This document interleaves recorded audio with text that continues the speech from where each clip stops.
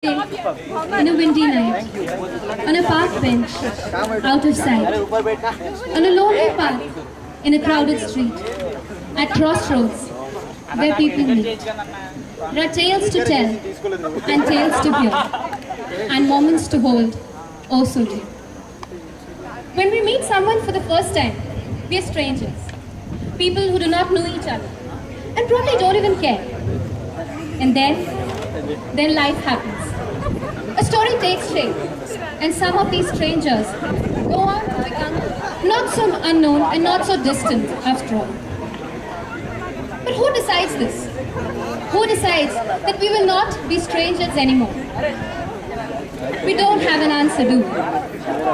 So let me tell you a story. A story of people, of whose lives this was the most unplanned, the most unexpected happening. They probably, like the rest of us all here, they probably woke up with a to-do plan and a list and so many more things. Little did they know that destiny had other plans. Virgin Atlantic flight VS04 from New York has just landed at Terminal 4. Passengers, please collect your baggage from Carousel 6A. Which flight did they just announce? That's the Virgin Atlantic from New York.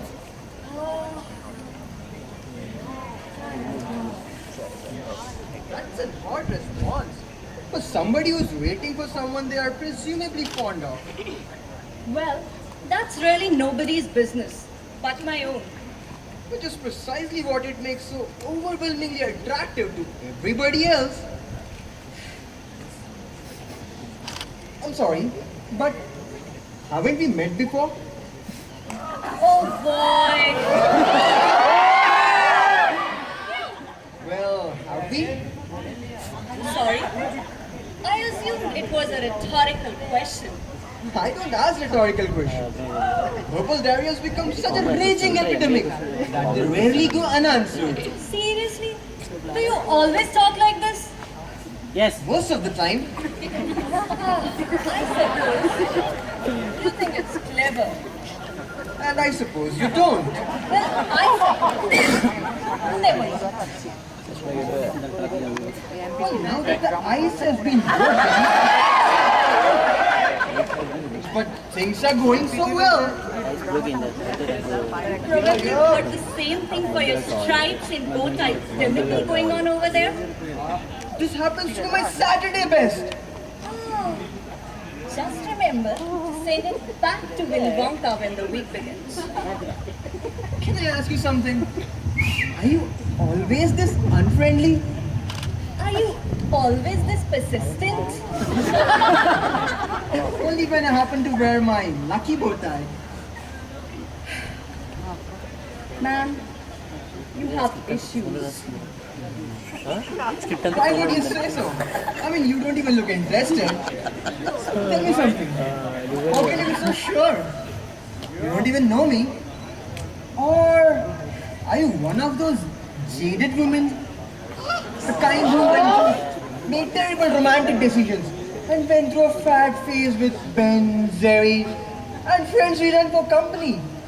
Wrote at least 37 different melodramatic versions of your story. One of which was then published in 17 magazine. And one day, you decide to re-enter the civilized society, armed with cynicism and size zero bottom. Vote never to trust a man again.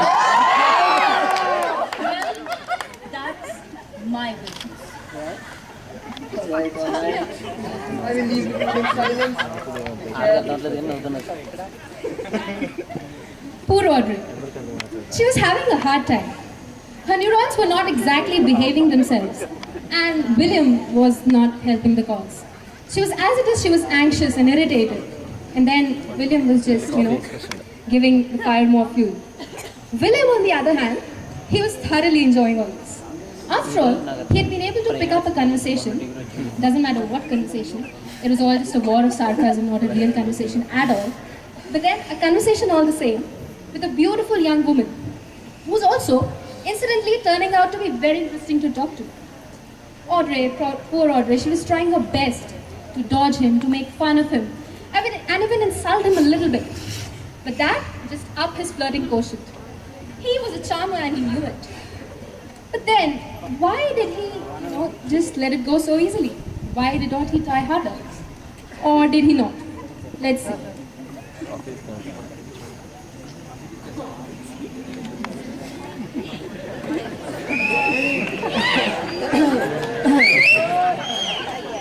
And you are back. Well, I thought you could use some coffee. Well, thank you. You're welcome. Free. Well, I got some donuts for you. No, I hate donuts. Me too. I never did get the appeal. I mean, where's the fun in eating something that disappears into nothingness halfway through? Exactly. And you know what? They are so deceptively oversized too. They are gross violation of consumer rights. Yeah. But, hey, looks like we have something in common.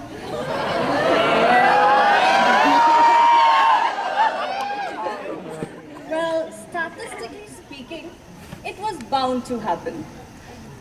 So, tell me, William, what you do? Dashing hopes and breaking hearts. I spend my day sitting behind a mahogany desk, crunching numbers. I get it. A straight answer is too much to expect from. I must say, quick learner. But for the record, I work with a bank. Really? You don't look like 9 to 5 corporate drone. I think that may be the sweetest of all the things that anybody has ever said to me. Actually, no, I'm not surprised. That was needlessly vicious. Oh, come on. When was the last time you said something very sweet to anyone? 5 seconds from now? Excuse me? When you smile, the very air around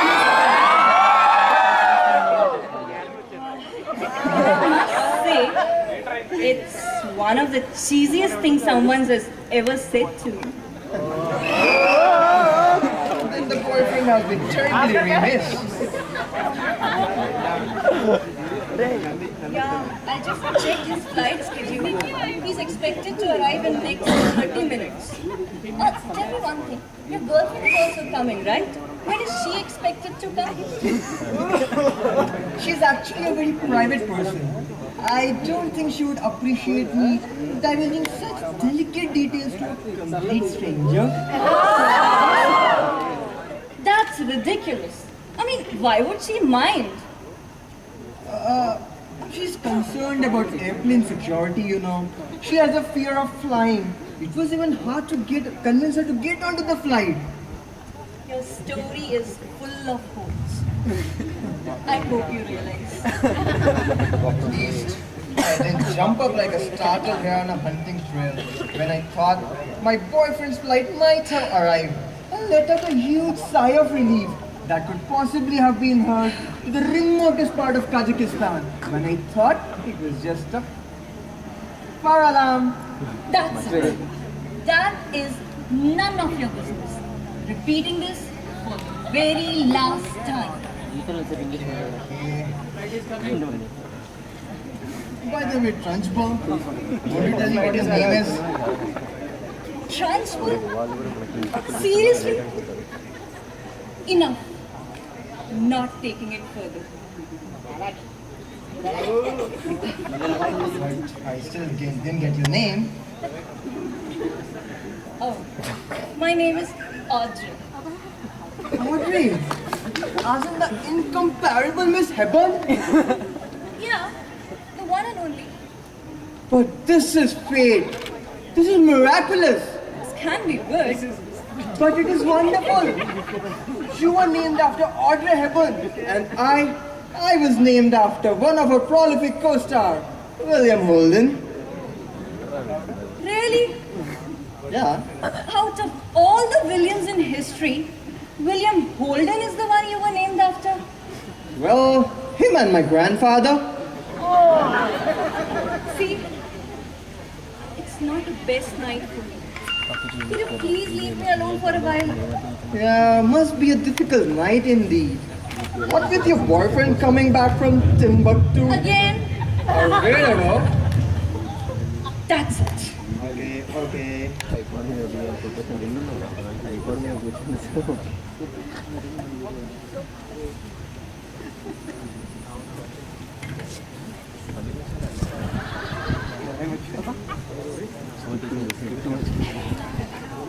You know what? I feel like a song. Do you feel like a song? No.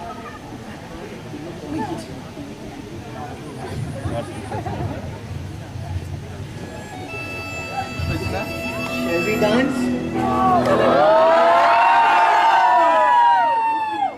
Come on. This is crazy.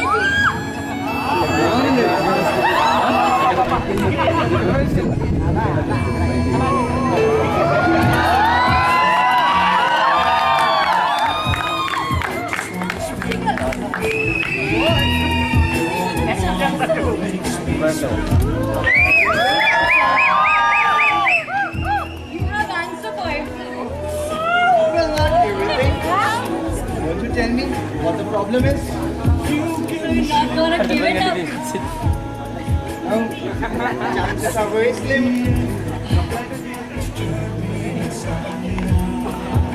Must know. Richard. My boyfriend. He got offered this exciting job. And he has asked me to come out there as his wife. Oh, And I have promised him to give him an answer once he returns. what's your answer, Audrey? I don't know. I mean, if I say a no, it's pretty much the death knell for a relationship. Do you love him? I thought I did. I don't want to make his life as my own life. What do you want, Audrey? I want craziness. I want rapture. I want to travel the world. I want all adventures. Having breakfast in Zurich, lunch in Paris. And dinner in Rome? You can have all of it. It's not possible, William. Oh, come on. Nothing is impossible.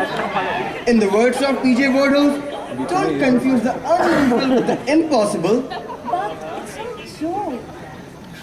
It is madness. Yeah, it's madness. Then it's settled. But wait, what about Richard and Kate? Richard will have his answer when he does not see you around. And as far as Kate is concerned, she's a fictional character. I don't think she would mind. Are you William? You're a scoundrel. And a rogue. And many other things. But most importantly, my dear, I'm in grave danger of falling quite outrageously. I must say, the danger is mutual. Then we'd better hurry to catch the next flight to Zurich. Zurich? The next? Yes, come on, let's run. What are you doing at the airport? If you weren't here to pick on somebody, Well, that's a rather long story.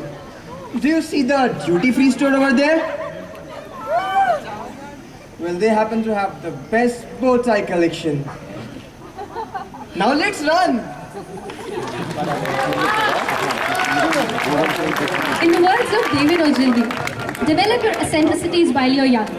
That way, when you grow old, people won't think you're going out. I think William took that a little too seriously. I mean, what were the odds that a charming young man comes into an airport just to buy a bow tie and meets this beautiful young woman with dreams of her own? What happens from here on is a story that we leave for you to create. Your William and Audrey can go on to become husband and wife, be friends, or probably never even see each other again. But they will never be strangers. On a lonely path, on a crowded street, at crossroads, where strangers meet. We will never be strangers, you and me, because there's so much more that we can be. Thank you. And there is a Manch team that worked on it. Thanks a lot for showing such response to us. Thanks a lot. That will entertain you. Thank you. Have a nice day.